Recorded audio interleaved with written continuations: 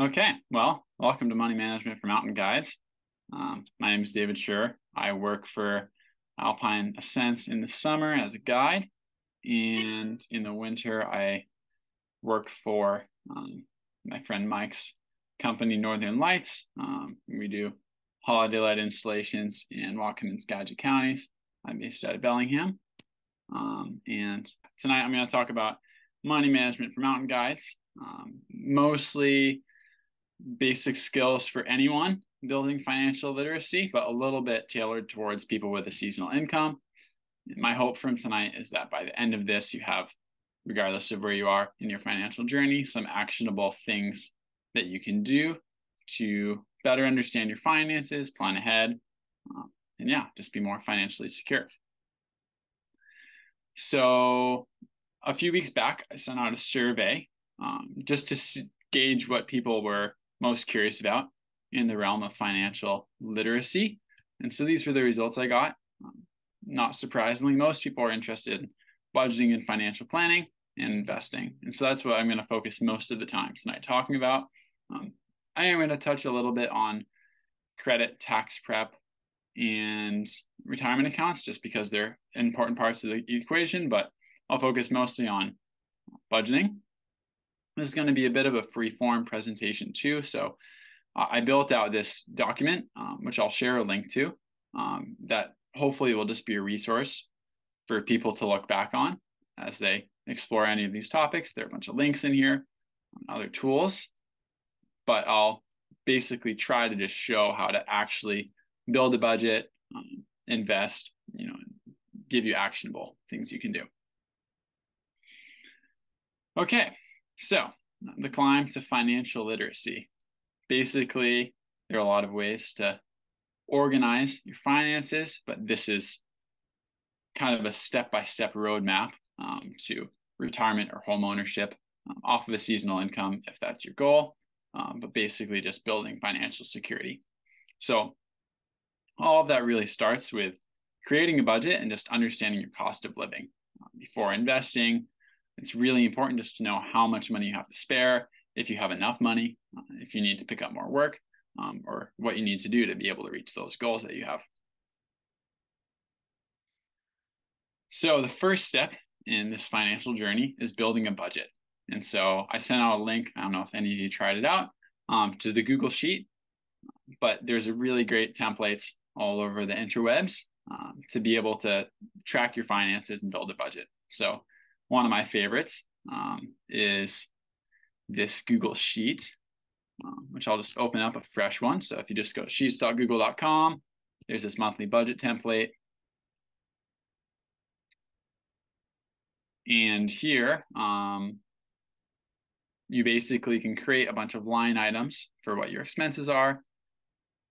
And then in this transactions worksheet, you can add different items and see how it affects your expenses. So here, if I was creating my budget for the month, say I have a $400 budget for food, anytime I make a purchase, I can enter that in. Let's say I went to the grocery store and it's $60. And that's going to autofill into this worksheet. And so it takes a bit of dedication to keep up with entering every single transaction, but every time I get gas or the grocery store or anytime I spend money, I just immediately put it into this spreadsheet and have it fill that out. And then every month I take a screenshot of that sheet and just put it in a separate file. And then over time, you build a record to understand your cost of living and see how that changes with the seasons. And it can be surprising just to see, how much you spend over the course of a year on eating out for meals or on gas. And yeah, the first step in this is just to understand how much you're actually spending and how much you're making. So this is a really great tool, and there are plenty of other templates online. But the first step is just to understand your cost of living, and you can go back, look at financial or banking statements from previous months too if you want to build this out. But before doing anything else, I highly recommend just getting a few months worth of data into that sheet to understand what your cost of living looks like.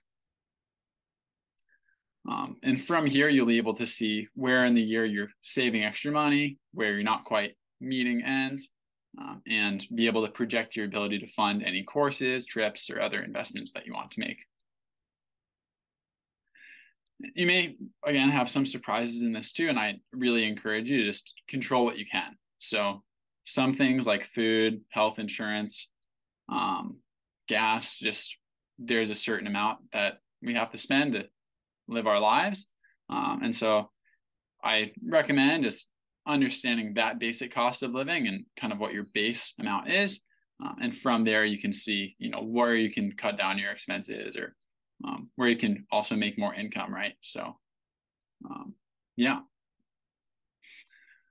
So a first step as you build out your budget and try to save money is to have 6 months worth of overhead expenses saved. So if you lose a job, you have some medical bills, a big car expense, it can be great to have at least a 6-month safety net before you start investing in any other things. And so I recommend high APY savings account. There are some out there right now that have up to 5% interest on them.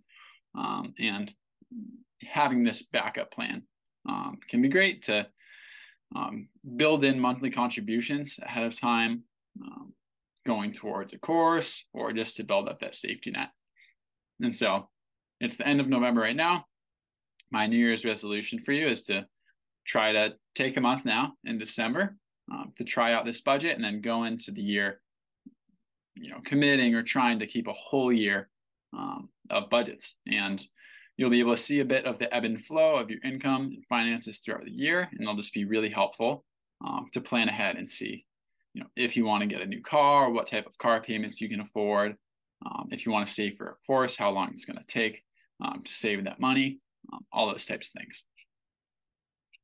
And so here I created a little activity. We're going to do breakout rooms, but I don't know if there's quite enough people to make that work. So we can just do it together. But I just created this likely scenario for many guides in our industry. So guy's a mountain guide in the summer, ski patrols in the winter, and his car is kicking the bucket. So he thinks he has a little bit of time before he has to buy a new car. And so I put together a little budget for Guy here. And yeah, we can just look at it and see what we can shift in his spending to see. Group one would have been, if he keeps spending what he has been, what can he afford? Group two, he really wants this new Toyota Tacoma, so how much can he save?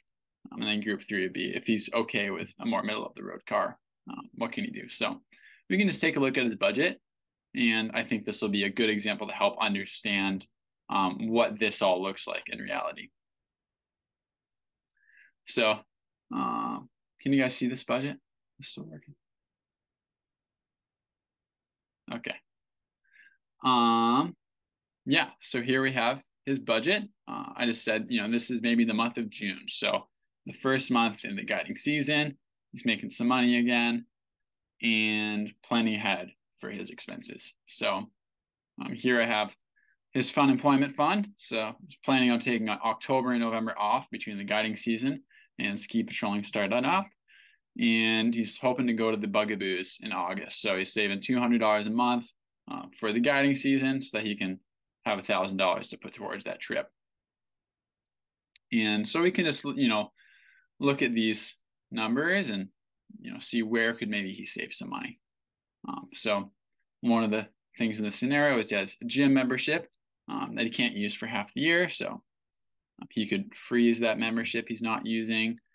If he has subscriptions he's not using, canceling those if he needs to cut out some extra funds to afford this car. And unfortunately, he's gotten in the habit of eating out at least twice a week while he's guiding, because after he gets down from a trip, he's just not in the mood to cook, doesn't have anything left in the cooler. And so this is eating up a lot of his money. So those are the type of discretionary expenses that can be cut down to help free up some more money. Additionally, with the Bugaboos trip, so he's hoping to spend $1,000 in August on that, but looking at getting a new car, it may be best to go to Red Rocks in October when he's not also going to be missing work. if he is going to need that money for a car. So just a few different options to go towards that. And like I said, I'll share these documents. So if you want to peruse that and try to work on this activity on your own, you're more than welcome to. But basically, he has an annual income here of $30,000. He's hoping to take an AMGA course next year. This could just be a good exercise to see, how much money he could free up and have left over at the end of a year to go towards a car or course or whatever. Like I said, this document is meant to be a resource too, so I'm not just going to read through all of it. So yeah, this is just a little financial planning roadmap as you look ahead to try to build a financial forecast for a car or a course or anything going forward, and just to understand what your finances look like with your current income levels.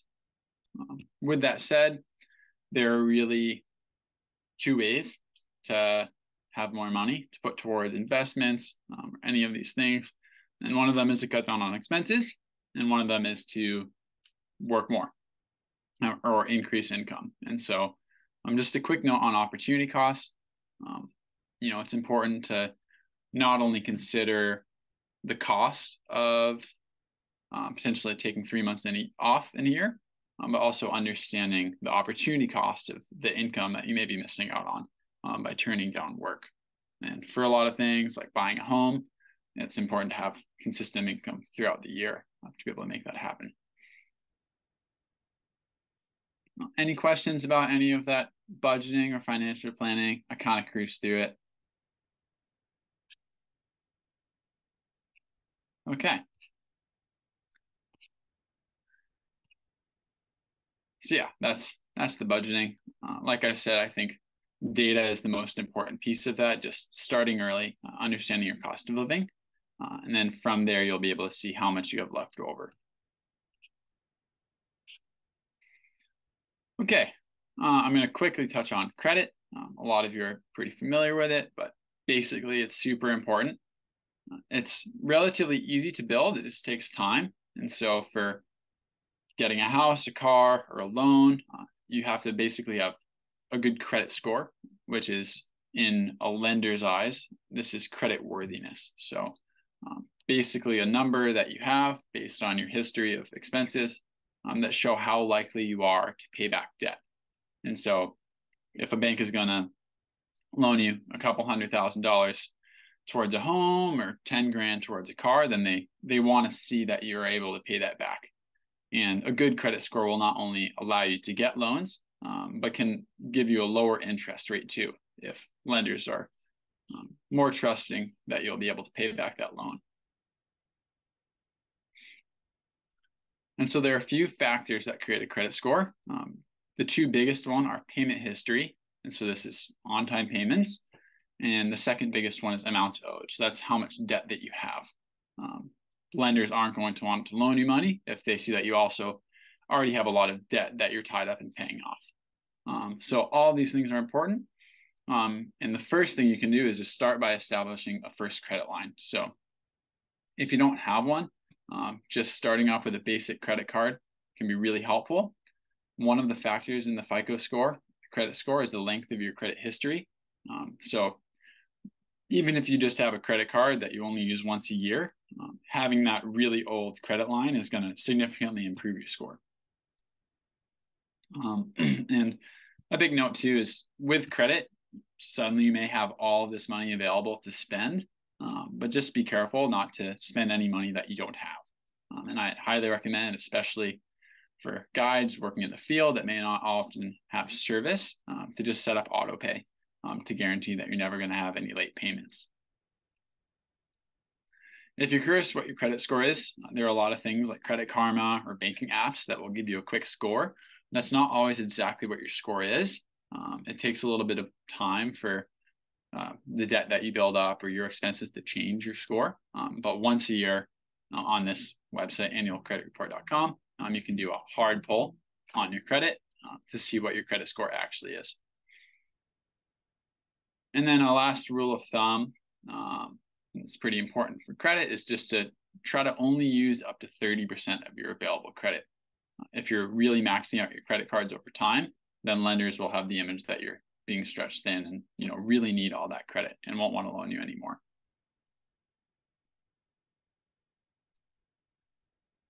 All right, and then just talking a little bit about debt. So if you have debt, student loans, car payments, it's really important to pay this off, especially before considering other long-term investment options. Can make a big difference. So yeah, pay off those student loans if you have a car loan. If you have debt, it's great to pay that off because not only will that hurt your credit, but it'll just take away from that extra savings that you can make every month by having a higher overhead. If you have a variety of types of debt, be that student loans or car loans, pay it off in order of interest. So especially if you have deferred student loans, where you may not be paying any interest now, but after X amount of time, you'll start paying that interest. It's really great to start paying that off before the interest kicks in. Okay. And now I'll talk a little bit about investing. This is really a big part of building wealth, especially for retirement, which is possible for guides, believe it or not. And so I'm going to talk a little bit about the risk versus reward with investing, how this actually looks, so how you actually buy stocks, and why it works. I'm talking a little bit about the math of compounding interest, because that really is what makes a difference in the long run.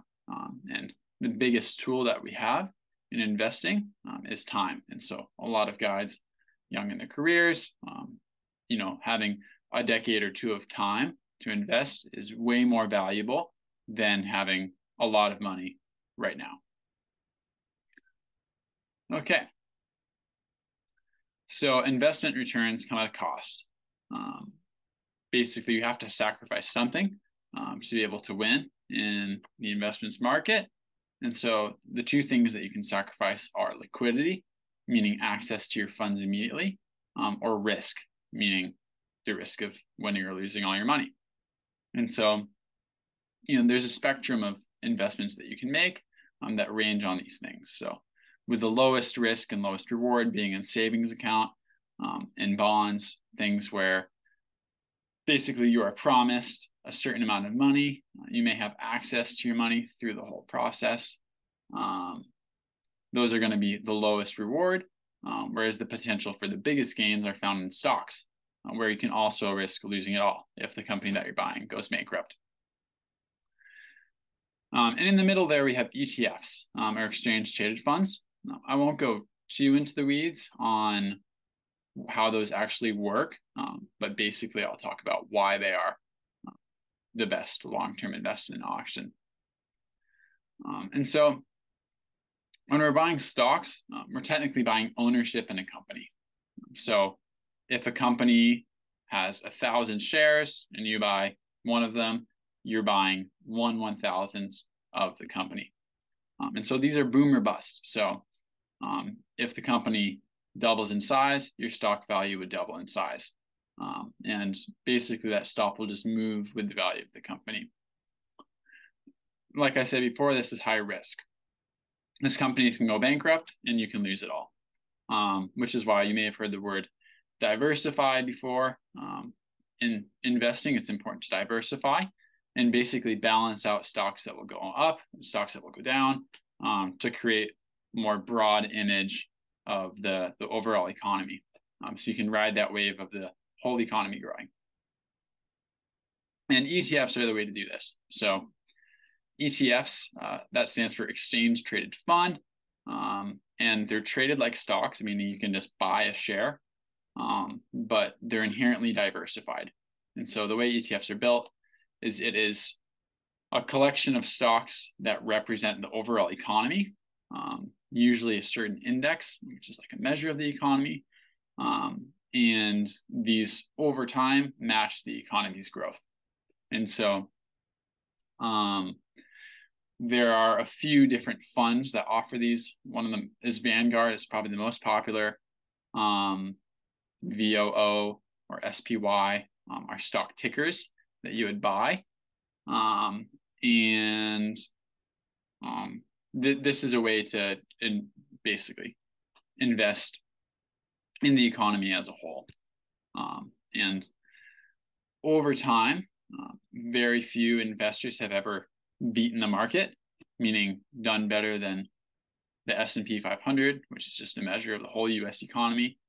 And so investing in ETFs, which basically match the market's growth, are not only the most secure and least risky for losing it all, but they're also the best option in the long term. And so I did just want to talk a little bit about compounding interest, because that is a big part of what makes all this work. Let's see. Okay. So people have asked me often, like, how much do you need to get in to investing and to start this process? And you don't need to have a lot of money. When I started giving this presentation, it was during COVID. People had gotten their $600 stimulus checks, and I tried to show people what they could do with just that amount of money. And so let's say you just did your first trip of the season and you got a nice tip, and that's going to be the start of your investments. So over time, it's important to continue to add to your fund, and even a small amount will make a big difference in the long run. So let's say you got this nice tip from your first climb. That's going to be the beginning of your fund, and you're going to start off with $50 a month. I really encourage people to just start building a habit with an amount that you know that you can sustain, and then you can always add more later on. But this will be a good way to just visualize what the change is. And so here we have our initial deposit. This is also called a principal. And then our contribution amount monthly, also known as an annuity. And then the estimated rated return, that's going to be the interest rate. And so the average interest for the S&P 500, for example, is 12%, or the US economy. And so this graph is going to kind of show over time how much of a difference that interest makes. So you can see in 5 years, your interest is going to be a little bit less than half of the principal, but it's still a big portion of that total balance in the long run. And as I said, time is money. So as you expand that to the realm of decades, suddenly the principal here, right, which is the amount that you put in, is just a little bit more than a fifth of the total amount in that fund. And so over time, interest becomes more and more of that total amount. And if you're in your late 20s now or early 30s and looking towards retiring in your 60s, having 30 years, you can see really just off of that $50 a month, it could be $2,000 when you retire. And if you increase that contribution amount even more, then that just becomes exponentially greater. And so really the premise here is that over time, compounding interest becomes more and more of a factor in that wealth. And so building in that habit early and just taking advantage of time to allow that to take off is what makes the biggest difference.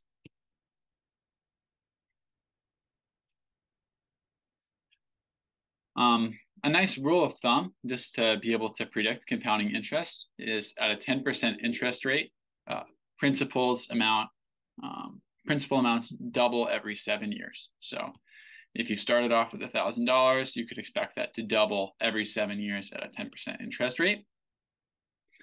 Like I said, the S&P 500, or the US economy, generally grows on average 12% per year. So that'd be more like 6.5 years on doubling.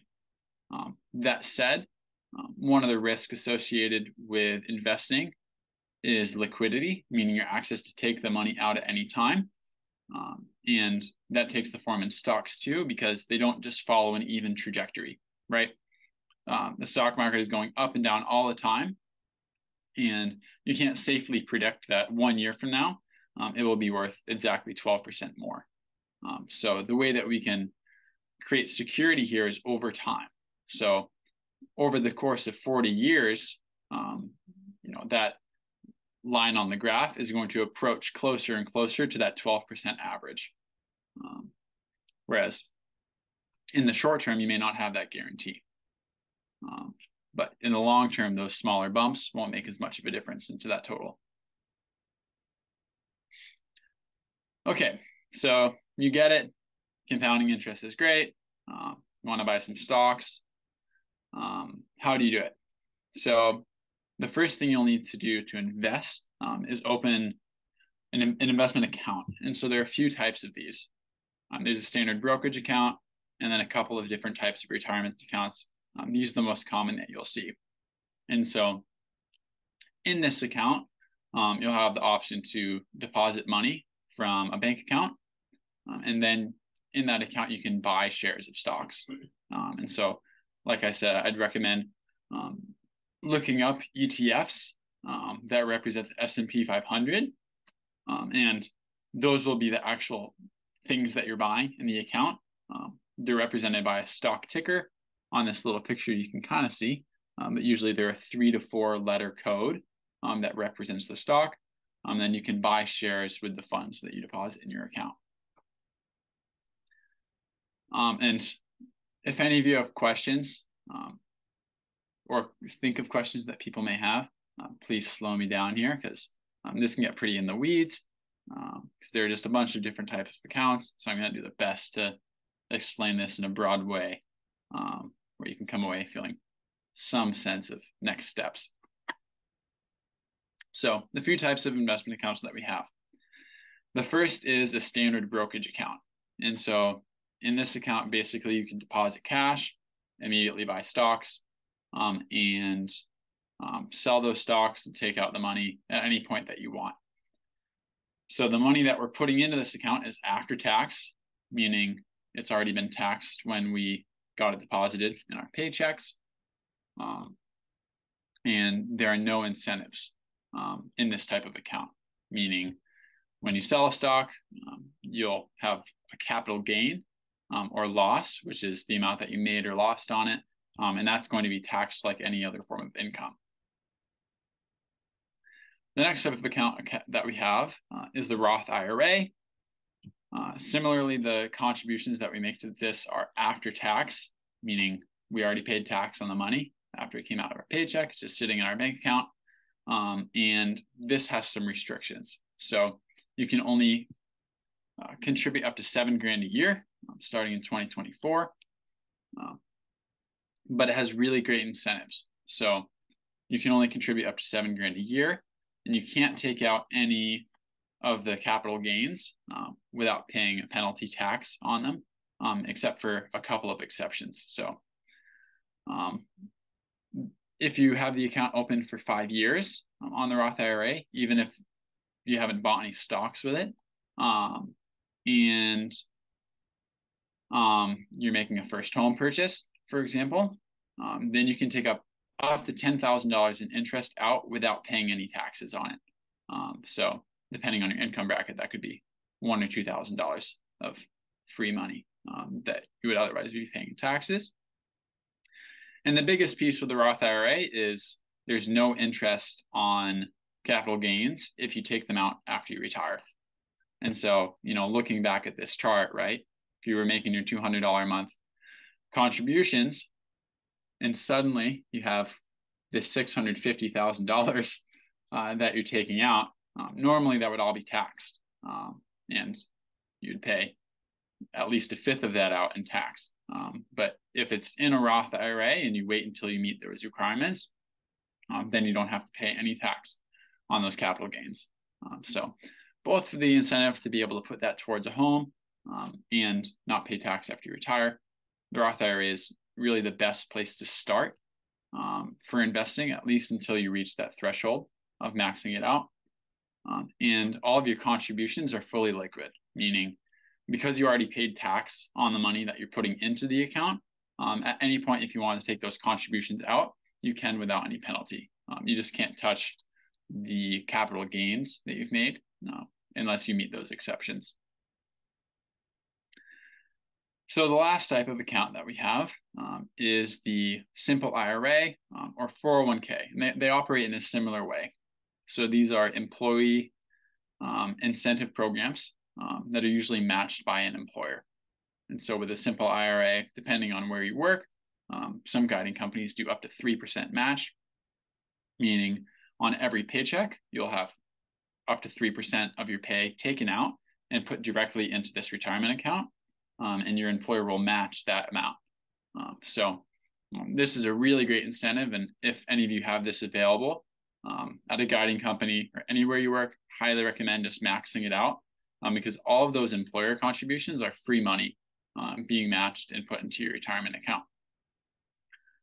These are pre-tax, meaning all these contributions are taken out of your paycheck before taxes are applied. So when you do eventually take the money out, that'll all be taxed based on your income bracket. But like I said, a really great place to start because they're matching 100% of your contributions. And you still get to benefit from that compounding interest. So my recommendation, if you're just getting into this and have extra money after you've built your budget, and know that you have $100, $200 a month left over to put into an investment account, would be to start with your Roth IRA. So that's where you would invest that cash. And then if you have a simple IRA or a 401k available at one of the companies that you work at, just max it out. One of the nice things about those two is that's coming out of your paycheck before it goes into your budget. So it won't even be a part of you planning your finances. Doesn't even feel like spending the money because it never got deposited. And all these links here go into a little bit more detail about those things. So here I just made a little chart to show those three accounts side by side. Like I said, if you have access to one of those employer match programs, max it out. And if you have spare savings for investing, start with a Roth. If you do happen to max out your Roth IRA, good on you, you're crushing it. You can still contribute to a standard brokerage account after that. And then if in the future you aren't able to max out your Roth IRA, you can just transfer money from that standard brokerage account into your Roth IRA.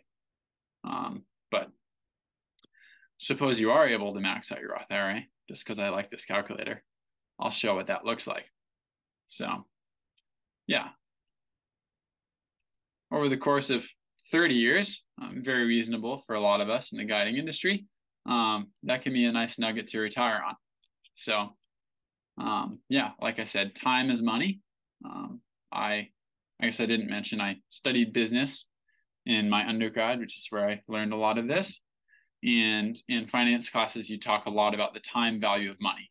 And so the dollar amount itself isn't what generates wealth. It's the dollar amount associated with the amount of time that it has to grow. So for all these things, just starting early, building that habit now, is going to make a big difference in the long run. Okay, so now I made a little flow chart, kind of as a cheat sheet on where to start and where to go. So the first layer we had, at the very beginning, is building out that budget.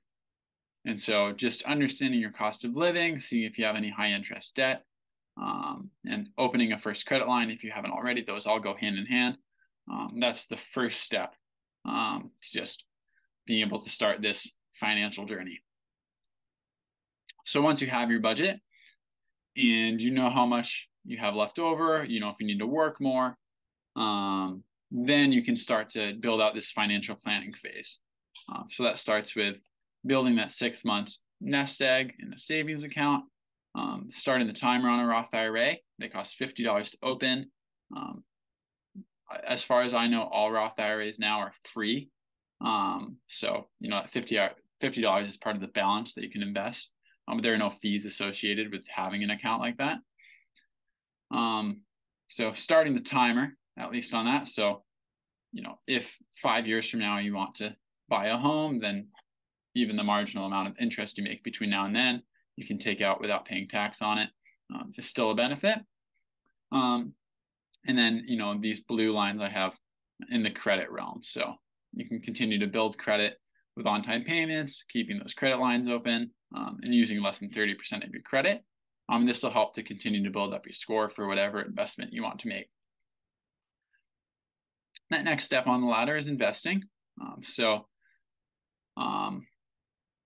Signing up for that 401k or IRA if you have one available, funding or maxing out your Roth IRA as much as you can after you've seen how much discretionary money you have. And then in the credit, if you've built up good credit, you feel in control of your finances and enough to continue to save and put away money, then you can start to diversify your credit. So opening another credit card, getting a car loan, all those things. And then, at the bottom, we have, just reaping the benefits of those decades of compounding interest. If you do want to buy a house, even if it's 5 or 10 years from now, it's still likely that you will have made some interest. You can put that towards that first mortgage. And so when all is said and done, this is a lot of accounts. It's not unlikely that you may have 7 to 10 different accounts going between your IRA, which you'll have to create an individual IRA account for those funds to be deposited into by your employer, which just like a direct deposit, you'll just get an account number and a routing number to give them. The Roth IRA, if you have that extra money to invest, credit cards, savings accounts, you name it. So it can be a lot to keep track of, but Excel and these worksheets can be super helpful. Is there any particular Roth IRA account you would recommend? I use TD Ameritrade for the past 5 years. They just got bought by Charles Schwab. So Charles Schwab.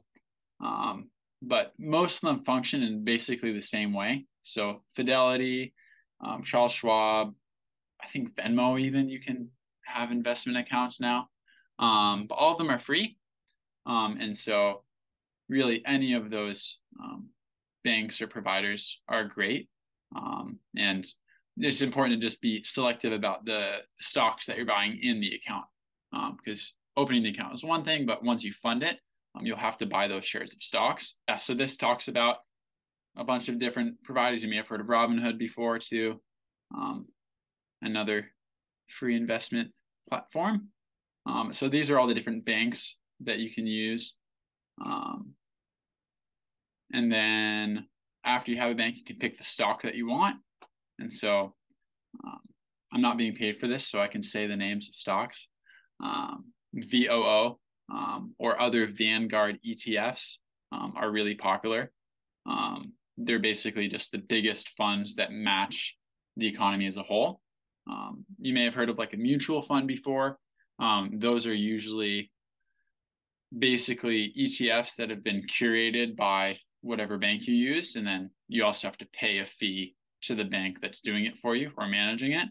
And so having an account and just buying ETFs on your own, you don't have to pay any of those fees. There's a small, often like 0.1% fee just to fund that company that runs the ETFs, but it's pretty marginal. So after that, you can pick your stocks, and then you'll be able to put in an order basically for the stocks, where you decide how many shares that you want to buy. Most ETFs shares range from $200 to $400 for a single share. So even if you're not getting another share every month, if you're continuing to just put in $50 a month and then buy a share when you can, it'll still match that graph of the market over time. And then the order type is important here. And so I recommend just making a market order. I won't get too in the weeds here because you can do all types of things, getting into the weeds, but basically putting in a market order, because you'll have to select the order type, just buys it at the current price that it is on the market, which, like I said, over time is how you match the market.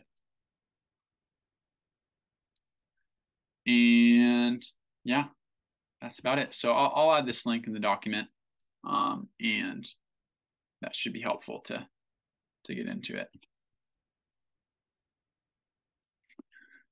Okay. So now kind of start to wrap this up. I did just want to talk about what you can do now. So I mentioned a few things throughout this, but I've done this presentation in person with some friends and tested this, and this is a list of things that you could actually do in a single hour. So the first thing is building a budget. So just opening up one of those free templates and starting to build out an idea of what your cost of living is like. This does take time to maintain, so I really recommend trying to stay on top of it. Like I said, if you go to the grocery store, just immediately punch it into the spreadsheet. With Google Sheets, you can access it on your phone, and being able to, build in that data and understand your cost of living, and see the ebb and flow of your income throughout the year can be really valuable, especially if you're guiding and have a couple months off, for October, November before the ski guiding or ARI courses start up. It can be really great to see how much money you need to have saved to support your cost of living in that time. So, in September, when you have all your tip money piled up from the summer, how much to set aside so that you don't get to, December 1st and are just praying that that first ARI course can run because you need the cash. So that's the first thing, is building that budget. The next is opening a first credit line if you haven't already. Just starting that timer and expanding that credit lifeline is great. I didn't mention it, but most credit cards too have small incentives, miles or cash back. So basically, I spend all of my money on credit cards instead of a debit card because I can just pay it off right away and get those free perks. Next would be signing up for your company's employer incentivized retirement plan. So if you have a 401k or an IRA, most companies, it's just a quick form you fill out with your name, routing number, an account number for your account. That's free to set up, and then your contribution amount. And so most companies go up to 3%. If you have that, I would just do as much as they offer. And the last thing is opening and funding a Roth IRA. So even if you only have $5 a month that you can for sure commit to investing, just starting this habit now of, when you screenshot your budget at the end of the month and, clear it out to start, December or whatever the next month is, at that time to also be, putting a little bit away into that Roth IRA. And like I said, start small with the amount that feels safe just until you build that habit. And then with time, you can continue to add more and more. And that's going to make a big difference in the long run. Yeah, that's about it. There's a little bit on tax prep in here too, and I'm going to leave that to you all to explore on your own time. But yeah, and then, okay, another question here. Do you have any counsel about having more than one credit line if you don't need it, worthwhile for building credit, or just what Credit Karma keeps telling me to do? That's a great question. So there are a few benefits to having more than one credit line. One of which is you'll have more available credit. So if you have $10,000 worth of available credit versus $5,000, and you make a $1,000 purchase, that's going to have half the hit on your available credit. And so one of the factors for that credit score was how much of available credit you're using. And so that just makes it so that your day-to-day expenses don't add up to be as high a percentage of your total available credit. Every time you open a credit line, it does temporarily hurt your credit score because you're lowering the lifeline or the average lifetime of all your credit lines, right? So if I had one credit card for 8 years and I opened a new one today, then my credit lifetime would drop from 8 years to 4 years, the average between those lines. That said, over the long term, 15 years from now, if I open a credit line, it's going to be the average of those 2 old credit lines and 1 new one instead of 1 old and 1 new. So over time, it is good to have a couple of different options. I would just note that if you have more than 1 credit line, a lot of credit cards may go inactive if you don't use them. So just at least like once every few months, put a candy bar or something on your credit card that you're not using just to keep that active. That's a great question. All right, well, yeah, I think that's about it. I will have my email with the link that I'll send out to the recording. And if you have any questions that you don't want to ask on the InfoX, feel free to email me individually. And yeah, I'm psyched for people to be invested in their futures. And, I really do think that it's possible for people to own a home or have a future off of the seasonal income. It's not a death sentence to be working seasonally, and it's hard for me to hear some people feel that that's the case. But yeah, if a little bit of planning and having time to make that happen, yeah, your financial destiny is in your hands. So yeah, thanks for coming tonight, and yeah, hope y'all enjoy some snow soon.